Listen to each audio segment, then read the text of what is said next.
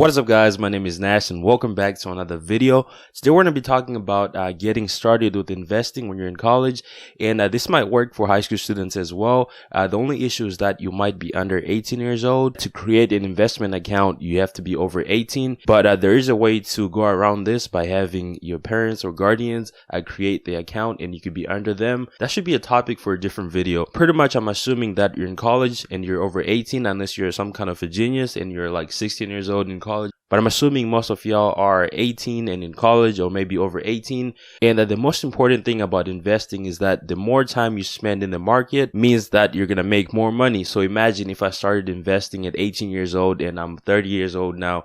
Not that I'm 30, but if I was 30, then I would have a lot more time compared to someone who started investing at maybe 25 years old. And to make this even simpler, you can look at the returns of the S&P 500. So imagine if you've been in the market for about 20-30 years and you're getting an average of 7, 8, 9% every year, and that adds up over time and you're going to be making money. Keep in mind, this is just the average. Sometimes it might give you a return of 18%, 25%, and sometimes you might get a negative 20%, negative 5%, but over time it's going to average to a positive amount. All right, so the question is, how do you get started, right? If you are a business major, you already have an advantage because you are probably taking or took classes like economics, finance, accounting. Those are the classes that basically help you understand the fundamentals of companies pretty much, or the market. And if you're not, there are things that you can do to actually learn. I think it's really easy to learn by yourself because we have access to a lot of free information, right? You can watch YouTube videos like these, or my favorite thing to do is read. So you can actually go to the library and you can pick up some investing books. And one of my favorite ones, which is pretty much the best book about investing of all time, is The Intelligent Investor. I'm going to put it on the screen. You should definitely go ahead and purchase that book. That is a great way to start. The book talks about, the fundamentals of investing. So this brings me to my next point, which is learning fundamental analysis. So this is different from, reading the charts and trying to predict a stock. That's pretty much for day traders that are trying to make quick cash. They lose money most of the time. So I definitely don't recommend day trading because you're going to lose money. I can guarantee you that 90% of the time you're going to lose money. The most important thing is learning about the fundamentals. So this will include things like learning what the company actually does. And once you learn that, you're going to go ahead and go into the financials, which is pretty much the profit and loss, the balance sheet, the statement of cash flow.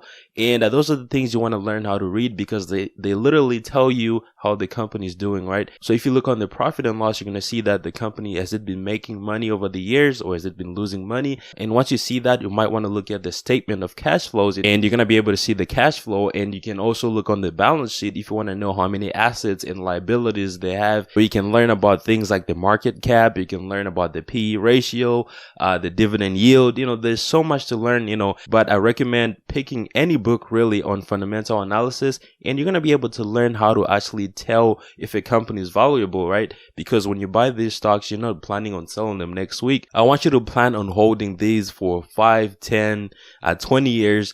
That's how you make money. And once you start looking into these stocks, you're going to learn that there's growth and there's value. Growth are pretty much stocks like Zoom, Google, Facebook, Tesla, stocks that skyrocket, and you have value stocks. And a lot of the times value stocks usually pay dividends, so which means they're going to pay you to not sell the stock. All right, so my next point is actually once you're done learning fundamental analysis, you learn a little bit of technical analysis because you don't really need it.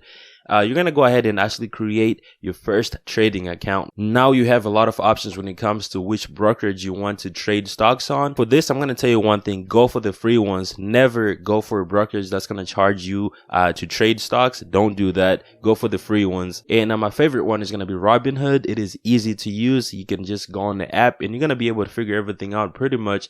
And there's a lot of tutorials on YouTube that pretty much show you how to do everything in Robinhood. So if you want to use Robinhood, go ahead and click the link in the description below. Once you sign up for an account, you're going to get a free stock to get you started. So once you create an account, it's going to be confusing. You're looking at, all these stocks. You don't know what to do. I recommend putting in a small amount of money. You might put in maybe $100, $20, $30. It doesn't matter.